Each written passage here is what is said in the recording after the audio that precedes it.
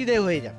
আর বলবেন না মহারাজ, আজকে গিন্নি কাঁচা লঙ্কা দিয়ে কুচো চিংড়ির ঝালটা যা বানিয়েছিল না, খেতে খেতে দেরি হয়ে গেল।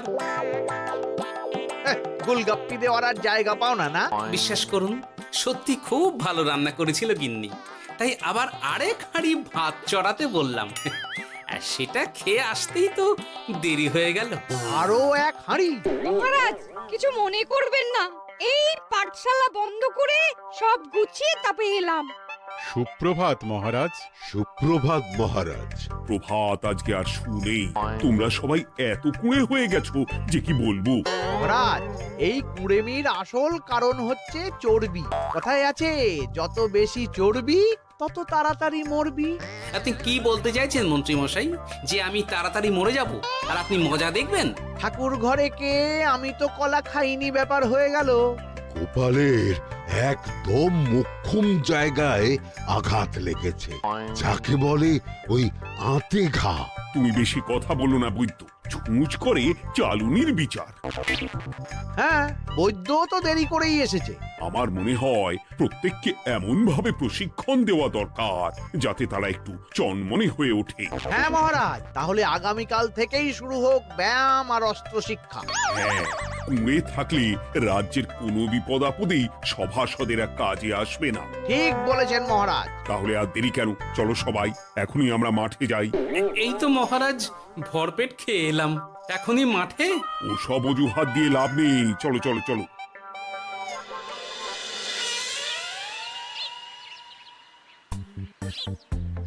এবার সবাই সারিবদ্ধভাবে দাঁড়িয়ে পড়ো।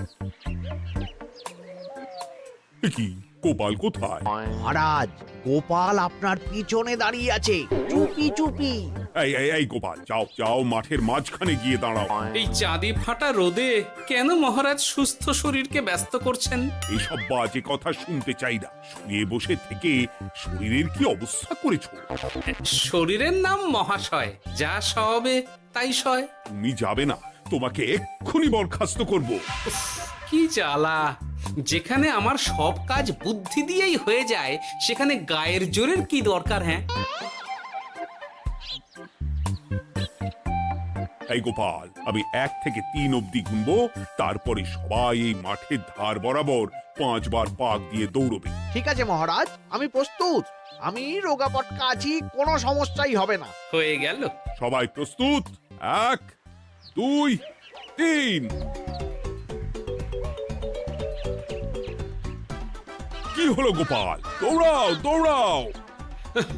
মহারাজ, এর থেকে বেশি জোরে পারবো না। আই, কে আছো? একটা কঞ্চি দাও। এই সেরেছে। বেশ হয়েছে, বেশ হয়েছে, ব্যাটার এবার চর্বি কমবে। কি হলো গোপাল, হ্যাঁ হয়ে গেল? হ্যাঁ?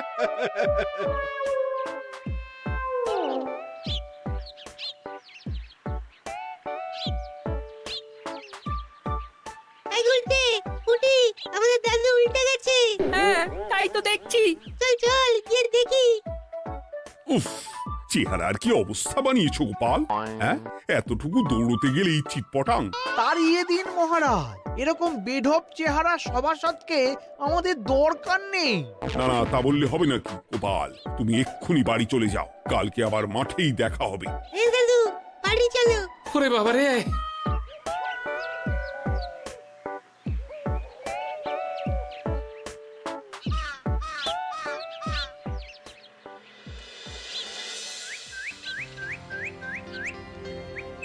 আরে ধুর ছাতার মাথা, তখন থেকে জল খেয়েই চলেছ। কি হয়েছে সেটা বলবে তো?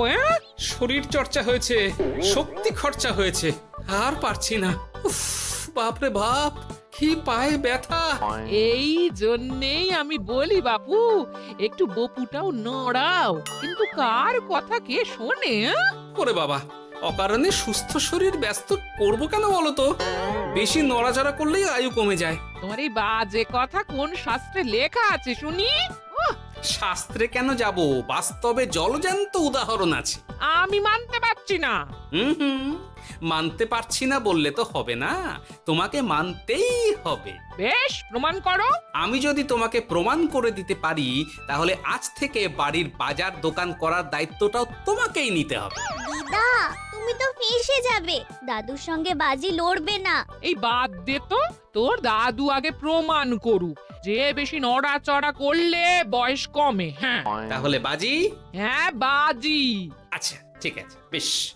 তুমি তুমি একটা পশুর নাম বলো তো, যারা খুব তাড়াতাড়ি দৌড়য়। ঘোড়া, হরিণ, চিতাবাঘ আরো আছে। আচ্ছা, এবার সবচেয়ে আস্তে আস্তে কোন পশু চলে, এরকম একটা পশুর উদাহরণ দাও। কেন কচ্ছপ? এই তো পেয়ে গেছে উত্তর। এবার তুমি বলো তো, কচ্ছপ কত বছর বাঁচে, আর ঘোড়া, হরিণ, চিতাবাঘ এরা কত বছর বাঁচে? চিতাবাঘ, ঘোড়া কেউই 30 বছরের বেশি বাঁচে না, কিন্তু কচ্ছপ 300 বছরও বেঁচে থাকে। হেরেছে, হেরেছে, আমার বউ হেরেছে। উফ, জীবনের কত বড় চাপ নেমে গেল। হ্যাঁ, এই তুমি আমাকে এভাবে হারালে। তখনই বললাম দাদুর সঙ্গে বাজি লড়তে যেও না।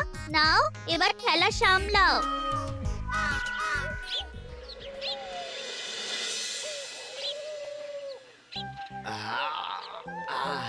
আরো ভালো করে মালিশ কর। আজকে ছোটাছুটি করে পা দুটো বেশ ব্যথা ব্যথা করছে। কালকে তো আবার অন্য পরীক্ষা। আরে আমার হালকা চেহারা আছে, সব সামলে নেব। কালকে তো অস্ত্র চালনা হবে, কালকে আমি কাঁপিয়ে দেব। কাঁপাতে তো হবেই মন্ত্রী মশাই। আমরা আপনার শরীরে এমন ঘষা মাজা করে দেব না, মনে হবে আপনি না একটা জলযন্ত্র অস্ত্র অস্ত্র চালনা করতে যাচ্ছে। বাস এই তো চাই। বাবারি, আস্তে আস্তে। আরে বাবা, আপনার তো ইস্পাতের শরীর, ভাঙবে তবু মচকাবে না। চিন্তা করছেন কেন? ভয় পাবেন না, ভয়কে জয় করতে হবে। আরে আরে আরে, তোরা আমার কথাটার সাথে করছিসটা কি? মানুষটা মরে যাবে তো। চিন্তা করো না গিন্নি। বাবা, ওরা বলেছে আমার ইস্পাতের শরীর, ভাঙবে তবু মচকাবে না। একবার এই বুড়ো বয়সে হাত পা ভাঙলে কি সামলাবে শুনি? মন্ত্রী মশাই, আমাদের বকশিসটা দিয়ে দিন, আমরা কেটে পড়ি। বাবারে বাবা, দিচ্ছি। এনে এত খাটানোর পরে এতেই এখন খুশি থাক। হ্যাঁ,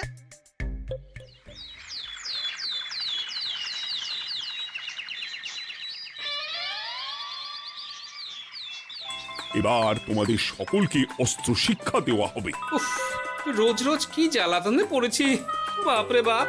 বাবা মা কাউকে ডাকার দরকার নেই, ভালো না লাগলে রাজসভা চাকরি ছেড়ে চলে যাও। মহারাজ, এটা তো উচিত নয়। যে যেটাই পারদর্শী তাকে সেটাই করতে দিন না। একটা বাঁদরকে যদি আপনি বলেন শিকার করে মাংস খেয়ে দেখা, সে কি পারবে মহারাজ? মহারাজ, গোপাল একটু বেশি কথা বলছে, ওকে আপনি বের করে দিন। আমি তোমার কথায় গলবো না গোপাল, তোমাদের সবাইকে এখন অস্ত্র শিক্ষা শিখতেই হবে। কর্তার ইচ্ছায় কর্ম, এখন তো আমার আর কিছুই বলার নেই। তাহলে আর দেরি কেন, তোমরা সবাই একটা করে ঢাল আর একটা করে তলোয়ার তুলে নাও। সেনাপতি, বলুন মহারাজ। তুমি সকলকে অস্ত্র শিক্ষা দেবে, তলোয়ার চালানো শেখাবে। এক এক করে প্রত্যেকে তোমার কাছে যাবে, আর এক এক করে তুমি সবাইকে তলোয়ার চালানো শেখাবে। আচ্ছা মহারাজ, তাহলে ওই সবার প্রথমে চলে আসুন মন্ত্রী মশাই। হ্যাঁ, আমি প্রস্তুত। আমার শরীর ইস্পাতের মতো, ভাঙবো তবু মচকাবো না।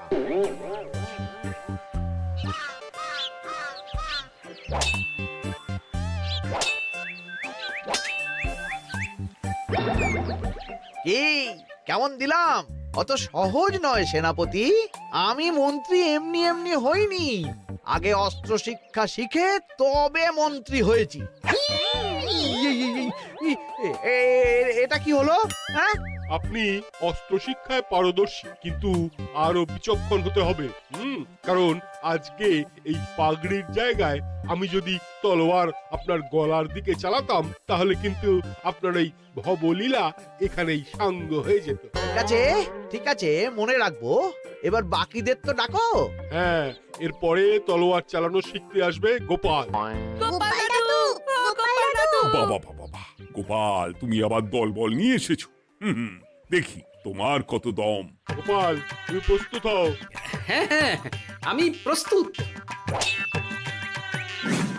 ওরে বাবারে, এ তো ভয়ানক চাপের কাজ। আমাকে বেশ বেগ পেতে হচ্ছে। সামলাও গোপাল।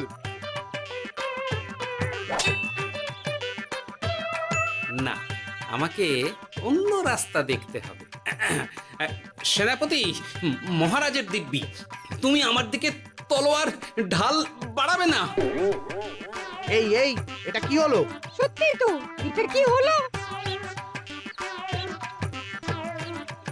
গেল গেল গেল গেল গেল গেল গেল, দুটিটা খুলে গেল গো। দেব নাকি এবার কুচ করে কেটে? জিতে গেছি, জিতে গেছি। এটা কি হলো? শত্রুপক্ষ কখনো কারো দিব্যি শুনবে না। আর সেনাপতি, তুমি কি ওখানে দাঁড়িয়ে দাঁড়িয়ে মজা দেখছো? আমি কি করব মহারাজ, গোপাল যে আপনার দিব্যি দিয়ে দিল। গোপাল বেটা খুব চালাক। তাহলে এখন উপায়? ওসব গোপাল তোমাকে বোকা বানাবার জন্য করেছে। তুমি ধুতি ঠিক করে আবার লড়াই চালিয়ে যাও। যথাজ্ঞা মহারাজ।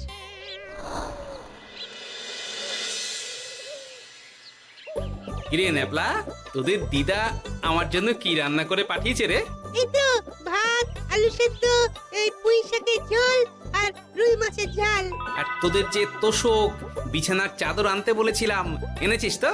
ওই তো দাদু, পুটির গুলটে আর বাকিরা সবাই ধরাধরি করে নিয়ে আসছে।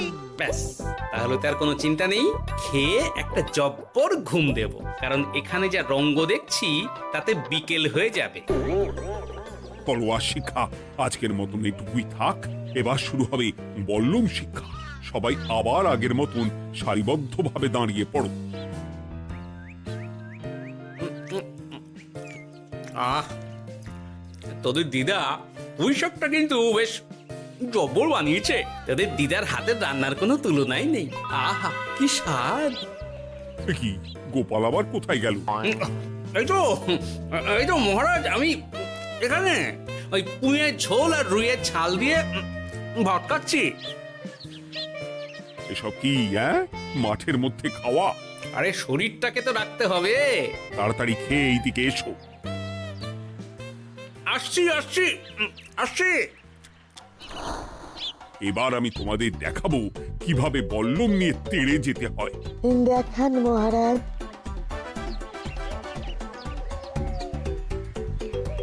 এ তো খুবই সোজা মহারাজ। ঠিক আছে, তাহলে বল্লম নিয়ে তেড়ে যাও দেখি। দিন, আপনার হাতের বল্লমটাই দিন।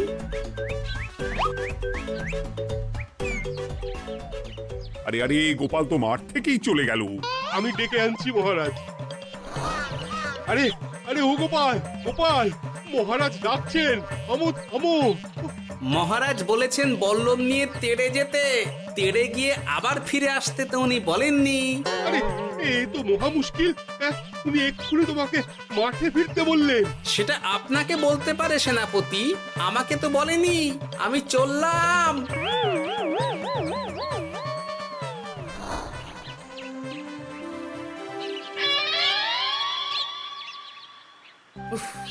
বাবারে বাবা, কি ঝক্কি! অনেক বুদ্ধি করে মাঠ থেকে খাটে চলে এসেছি। আমি আর উঠছি না। এ কি বলি, তোমাদের তো এখন অস্ত্র শিক্ষা নেওয়ার কথা। হ্যাঁ, তোমার বলা নেই, কোয়া নেই, অমনি বাড়ি চলে এলে। আরে বাবা, ওইসব অস্ত্র শিক্ষা মানেই সুস্থ শরীরকে ব্যস্ত করা, অসহ্য খাটনি, অযথা কষ্ট। কষ্ট করলে তবেই কেষ্ট পাওয়া যায়। হ্যাঁ, তোমায় আমি আগেও বুঝিয়েছি, যেখানে বুদ্ধি কথা বলে সেখানে দেহের শক্তি নীরব দর্শক গিন্নি। আরে বাবা, সে না হয় বুঝলাম, কিন্তু মহারাজ তো ভালোর জন্য সবাইকে অস্ত্র শিক্ষা দেওয়ার চেষ্টা করছে না? আরে বাবা, যার যা কাজ তাকে সেটা করালেই পারে। মহারাজ তো সেটা বুঝতেই চাইছেন না। আমি এখন ঘুমো।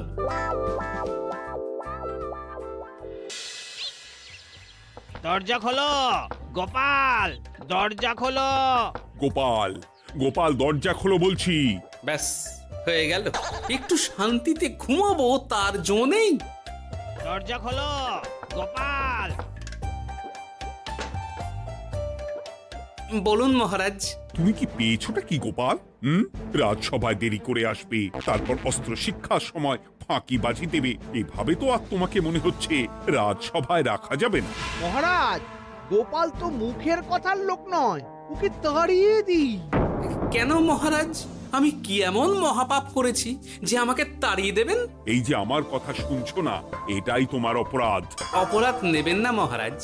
পণ্ডিতের দায়িত্ব পুজো করা, সভাকবির দায়িত্ব কবিতা বলা, সাহিত্য চর্চা করা, আর আমার দায়িত্ব হাসি মজা করে আপনার মন ভালো রাখা। কিন্তু আপনি আমাকে জোর করে যুদ্ধের ময়দানে ঠেলে দিতে চাইছেন। এটা আমার ইচ্ছে। আমিও তো মহারাজ ইচ্ছে করলেই অনেক কিছু করতে পারি। চোখ বন্ধ করে লক্ষ্য ভেদ করতে পারি, শুধু বুদ্ধি দিয়ে। আরে বাহ, এত বড় কথা! তাহলে মহারাজ, ওকে বলুন পরীক্ষা দিতে। কি পরীক্ষা? আমি একটা ঘরে বর্ম পরে দাঁড়িয়ে থাকবো। তোমার হাতে অস্ত্র দেব, আমার মাথায় একটা আপেল থাকতে হবে, আর তুমি কিভাবে আমার মাথা থেকে ওই আপেল ফেলতে পারো দেখব। এ তো খুবই সোজা। কি গোপাল, তাহলে লড়বে নাকি বাজি? হ্যাঁ, লড়তে রাজি আছি। তাহলে আজ রাতেই হয়ে যাক পরীক্ষা। যদি এই পরীক্ষায় উতরে গেলে তো ভালো, নইলে তোমার চাকরিটা গেল। গোপাল, তুমি পারবে তো? সে দেখাই যাবে। আজ রাতে তাহলে রাজবাড়িতে দেখা হচ্ছে। যদি আমি এই পরীক্ষায় বিফল হই, তাহলে আমার চাকরি আপনি কেড়ে নেবেন। আর যদি সফল হই, তাহলে মন্ত্রী মশাইকে শাস্তি দেবেন। আমি নিজে সারা কৃষ্ণনগরে নাক্ষত দেব। বেশ, দেখা যাক।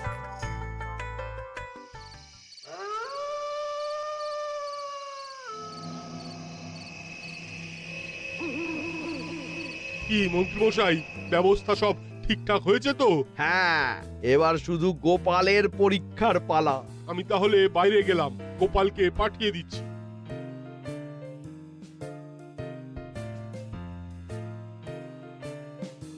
এবার যাও গোপাল, ঘরের ভিতরে যাও। দেখি তুমি কি করে মন্ত্রীর মাথা থেকে আপেল ফেলতে পারো। আপনি তো শুধু আমার চোখ ঢেকেছেন, আমার নাক, মুখ, কানও ঢেকে দিন, যাতে ঘ্রাণেন্দ্রিয়, শ্রবণেন্দ্রিয়েরও সাহায্য না নিতে পারি। বেশ, তাহলে তাই হোক। আয়, কে আছো? গোপালের মুখ, নাক আর কান ঢাকো। যথা আজ্ঞা মহারাজ। একটু একটু মোটা কাপড় দিয়ে নাক মুখ ঢাকো, হ্যাঁ, যাতে সেভাবে আপেলের গন্ধ না পাই। বেশ বেশ।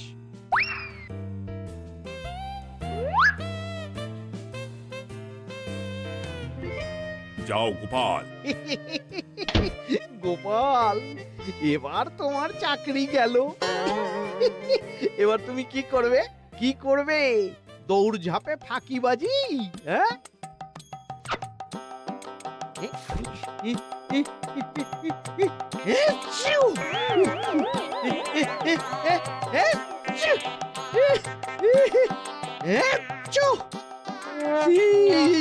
গেল গেল গেল গেল গেল, আপেল পড়ে গেল। আপেল পড়ে গেল? মহারাজ, এর মধ্যেই গোপাল আপেল ফেলে দিয়েছে। ঘরের ভেতরে চলো।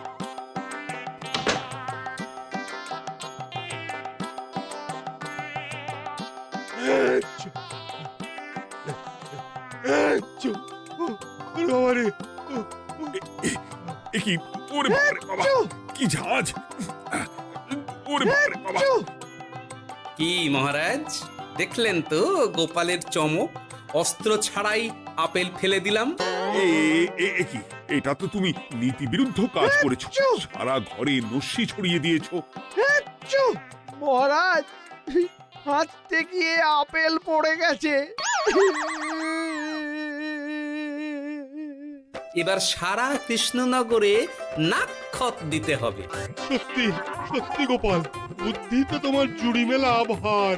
আমার নাম গোপাল ভাঁড়, একটা কথা মনে রাখবেন, কেউটে সাপের লেজে পা দেবেন না, আর গোপালের কাজে বাধা দেবেন না। যে কাজ বুদ্ধি দিয়ে করা যায় তার কাছে শক্তি ছোট্ট শিশু মাত্র। সত্যি গোপাল, আজ তুমি সেটাই প্রমাণ করে দিলে। আর আজ থেকে তোমাকে তোমার ইচ্ছার বিরুদ্ধে খাটাবো না। তুমি খাও দাও, ভুড়ি বানাও। যার যা কাজ সে তাই করবে। যেমন এখন মন্ত্রী মশাই নাক্ষত দেবেন, হ্যাঁ? ভুল করে বাজি ধরে ফেলেছি, এখন নিজেই চাপে পড়ে গেলাম। তাহলে আর দেরি কেন? নাক্ষত এখন থেকেই শুরু হোক। কৃষ্ণনগরের রাস্তা শেষ হতে হতে সকাল হয়ে যাবে।